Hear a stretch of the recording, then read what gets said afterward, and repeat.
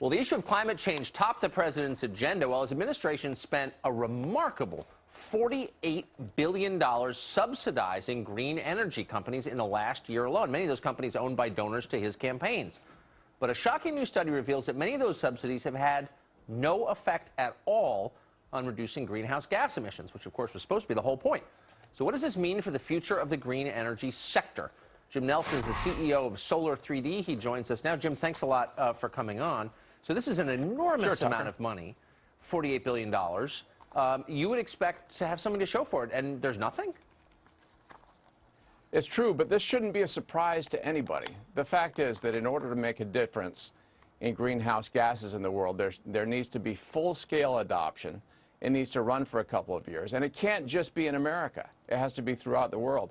The fact is that no government and no set of governments has enough resources to go about making this kind of change. Only the forces of the free market have that kind of power. It seems to me that whenever politicians, and it's not just Obama, it seems especially Obama, but any politician decides which companies ought to prosper and which ought to fail, you create an environment where corruption is inevitable, isn't it?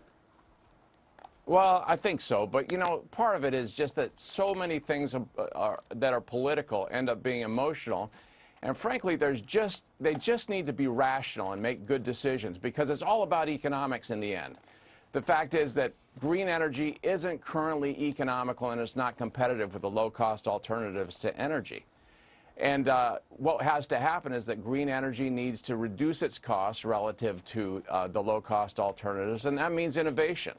And there are roles for government, but the role is not in where they're spending money on these subsidies and on loan guarantees and so forth. It needs to be in promoting innovation. Well, but don't you delay innovation when you subsidize something? I mean, where's the incentive to make your energy source profitable if you're just getting handouts from the government? Well, that's exactly right. And economically unviable technology is promoted when it's force-fed to the American public. At Solar 3D, we're, for example, developing a new solar cell that'll double the amount of energy out of solar, but the focus seems to be on getting solar that is not technologically viable, forcing it on to the public. Huh. And it does seem like there is a connection between CEOs who approve of the president's agendas, and in some cases, CEOs who've contributed to his campaigns, and those who get government subsidies.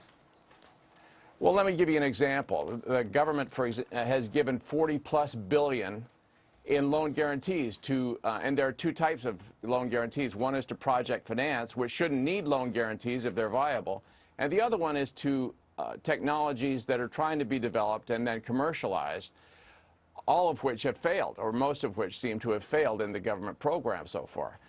That is a much bigger program than a program that's actually very good, which is the ARPA-E program, which is essentially giving a quarter million dollars a year to new technology. That's where the government should focus, is on new technology. Of course, but, you know, it's heavily political because it's politicians making the choices. Thanks a lot. I really appreciate that explanation. Interesting and sad. You bet. Good being with you, Tucker. Thanks.